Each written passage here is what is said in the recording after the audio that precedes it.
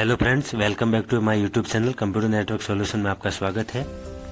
आज के इस वीडियो में विंडो 11 में माइक्रोसॉफ्ट अकाउंट लॉगिन नहीं करके सीधा बाईपास कैसे विंडो इंस्टॉल किया जाता है वो इस वीडियो में बताऊंगा।